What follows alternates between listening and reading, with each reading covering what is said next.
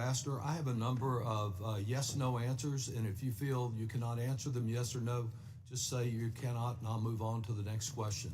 The first of these, yes or no, the Trump tariffs will soon be levied on pharmaceuticals from abroad. I'd like to discuss that in more detail with you, sir. Is that true or not? Well, the president, he wants to get manufacturing production back here, and so he's going to conduct an investigation to see what's appropriate in terms of tariffs. So he hasn't decided to impose them as he said he would last night at the Republican fundraiser. He said that he will impose them. Now what the extent of that is subject to an investigation. Reclaiming my time. A simple question, Ambassador. Yes or no, do you agree with the president's senior Trump trade advisor, Peter Navarro, that higher tariffs are tax cuts? Sir, I don't get involved in the tax discussions, but we know tariffs have a revenue effect for sure. You think tariffs are tax cuts? I think that tariffs are an imposition on foreign goods that can protect American workers and American products. And again, yes or no, do you agree with senior trade advisor Peter Navarro that as Americans watch their savings erode and the stock market losses approaching $7 trillion, that what Americans need is patience? I think we all need to work through this period as we try to reshore and get over the $1.2 trillion deficit that President Biden left us with. Do you agree with Commerce Secretary Howard Lutnick that we're not going to reverse course no matter how much the markets implode, and that these tariffs will be permanent?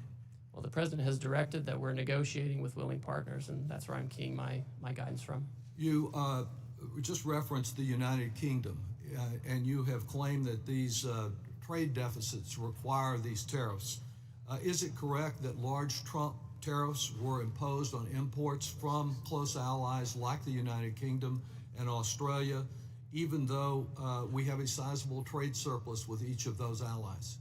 There's a global deficit, and those surpluses should probably be larger because of the barriers they have. Again, sir, can you simply answer yes or no? Did we impose tariffs on allies with whom we have a trade surplus, not a trade deficit? We impose tariffs on every country because it's a global problem. So the answer is yes, even though you don't want to say it, apparently.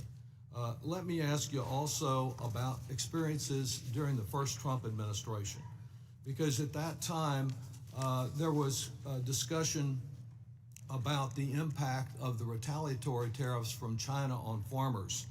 And as a result of that retaliation, there was a significant amount of farm welfare payments that were paid. We know this time that the tariffs and the retaliation are much broader, like the Chinese substituting Brazilian soybeans for American soybeans. Will American taxpayers be asked once again to finance welfare payments to farmers that lose foreign markets? Yes or no? It's not clear yet whether that will be necessary. Might have to and might not. Similarly, last time there were concerns about the selective nature and the exceptions that were made to these tariffs. And it seems that those who hired Republican contributors, lobby firms, did much better on exceptions. The whole exception process was criticized by the Government Accountability Office. Can I be assured that if one of my businesses hires a Republican lobbyist and contributor who can get a table down at Mar-a-Lago, that they will not get an exception to these tariffs or an exclusion?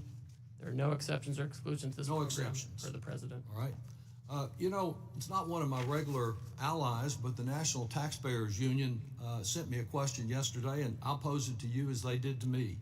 They note that the United States has run trade deficits for 48 straight years, during which time the U.S. economy has grown by 255% in real terms, that these decades of trade deficits have corresponded with increases in American wealth and household incomes that far exceed the progress in Canada, China, and the European Union. Do you think that this growth in American wealth as a result associated with deficits is something that constitutes a national emergency? The giant and massive persistent trade deficit that Biden left us with is an emergency. It's not like the small deficits from the 60s when we had auto workers here making production. We've offshored all this stuff, Mr. Doggett, and we are really in an emergency situation, and we're not passing the buck. We seem to have done much better than in the Gilded Age, which the president prefers. I would just say that on the eve of his inauguration, the president promised to bring prices drastically down, and there's nothing that you've said in your answers or non-answers to me today that will give Americans any assurance to believe anything other than that their prices will continue to soar and their savings will continue to shrink. The president's lies continue to cost the American people dearly. I yield back.